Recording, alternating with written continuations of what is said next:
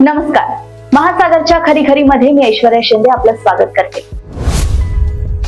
गतवर्षी लहान पवार म्हणजे अजित पवार यांच्या भ्रष्टाचाराविरुद्ध पंतप्रधानांनी भोपाळमध्ये प्रचंड मोठी टीका केली.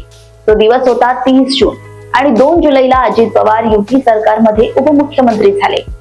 आज गृहमंत्री अमित शहा यांनी मोठ्या पवारांवर निशाणा साधलाय. शरद पवार या भ्रष्टाचारी लोकांचे सरदार आहे असा शोध त्यांनी लावलाय.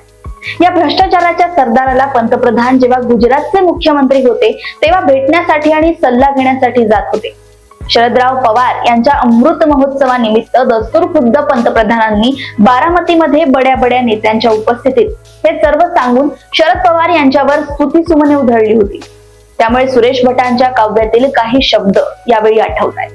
एक साधा प्रश्न माझा, लाख येती उत्तरे, मोदी खरे की शहा खरे, की शहा खरे की मोदी खरे. राजकारणात एक दुसऱ्यावर टीका करावी, पण ही टीका करताना जेव्हा केव्हा भेट होईल तेव्हा प्रेमाचे बोलणे करता यावे एवढी सभ्यता ठेवावी हे कुणी कुणाला सांगावे. आजकालच्या जमान्यात राजकारण्यांच्या भाषणात एवढी कठोरता किंवा शिवराळपणा असतो. आरोपांच्या फैरी अशा काही झडतात की ते सर्व ऐकून आणि वाचून आश्चर्य वाटते. देशाच्या राजकारणातील जुने दिवस आठवले म्हणजे त्या काळातील सर्वपक्षीय सभ्यता, निर्भयता आणि परस्पर प्रेम, आपल्या विचारावर ठाम राहण्याची प्रवृत्ती आता दुर्मिळच झाली आहे असं वाटतंय. प्रश्न असा आहे की निवडणूक येईल आणि जाईल.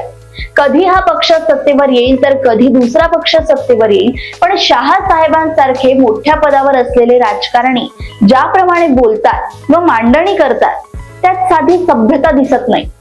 हे आपल्या देशाचे दुर्दैव आहे. शरद पवार काय आहेत, कसे आहेत, त्यांनी काय केले, काय केले नाही हे संपूर्ण महाराष्ट्राला माहित आहे. पुरोगामी निर्णय घेणारे, आपला पराभव दिसत असूनही घेतलेल्या निर्णयावर ठाम राहणारे, सत्ता पदावर असताना चांगल्या गोष्टीसाठी विरोधकांनाही मदत करणारे शरदराव सर्वांनाच ठाऊक आहे. ते महाराष्ट्राच्या मुख्यमंत्री पदावर होते. त्यांचे वास्तव्य मुंबईला असते. महाराष्ट्राचे मुख्यमंत्री म्हणून बडे उद्योगपती त्यांच्या संपर्कात येतात. त्यांच्याकडून लाभही मिळत असतो. या सर्व बाबी प्रत्येक राजकारण्याला आजकालच्या जमान्यात कराव्याच लागतात. आपण कायदा करून इलेक्शनचे बॉन्ड घेतो, तो भ्रष्टाचार नाही असे शहांचे म्हणणे आहे का? आपण अशा प्रकारचे जे आरोप करतो ते आपल्यावरच उलटतात याचा अनुभव गेल्या लोकसभेच्या निवडणुकीत शहा यांना आलाय. अशा प्रकारच्या प्रचारामुळे विरोधकांना लाभ मिळतो हे त्यांना कसे कळत नाही हेच आम्हाला कळत नाही. राजकारणात सध्या जी हवा चालू आहे त्यामध्ये शरद पवार यांचा पक्ष, उद्धवराव यांची शिवसेना हे 2 अर्धे पक्ष आणि काँग्रेस हा पूर्ण पक्ष, यांच्या विरुद्ध अजित पवारांची राष्ट्रवादी, शिंदे साहेबांची ओरिजिनल शिवसेना हे 2 अर्ध पक्ष आणि पूर्ण भारतीय जनता पक्ष यांच्यामध्ये लढाई होणार आहे. सध्याचे विरोधक समुपचाराने आणि सलोख्याने जागा वाटप करणार आहेत असं म्हणतात. इकडे महायुती तशाच समुपचाराने काम करेल का? निवडणुकीच्या घोषणेआधी मतदारसंघाची बांधणी करण्याला वेळ न मिळाल्यामुळे लोकसभेत महायुतीचे किती नुकसान झाले हे मागच्या निवडणुकीत दिसून आले आहे. पंतप्रधानांपासून अनेक बोलघवड्या नेत्यांनी संविधानाबद्दल जी नको ती विधाने केली त्याचा फायदा विरोधी पक्षाला झाला हे स्पष्ट दिसत असतानाही पुन्हा अशा प्रकारची शेरेबाजी करणे कितपत योग्य आहे याचा विचार भारताच्या गृहमंत्र्यांनी करावा असा सल्ला त्यांना कोण देऊ शकेल? हे बडे नेते प्रचाराला आल्यावर मते कमी होऊ नये म्हणून त्यांनी प्रचारासाठी येऊच नये अशी आंतरिक इच्छा काही लोक व्यक्त करीत आहेत. हे कशाचे लक्षण आहे?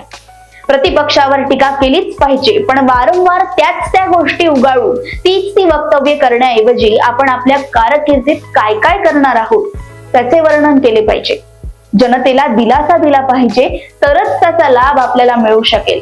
हे आमच्या सर्व नेत्यांनी ठरवले तर या देशाची निकोप लोकशाही नक्कीच टिकू शकेल. भाषेतील शिवराळपणा आणि न पटणारी वक्तव्ये केल्यावर पुढे पश्चातापाची पाळी येते हे सर्वच पुढाऱ्यांनी लक्षात ठेवावे.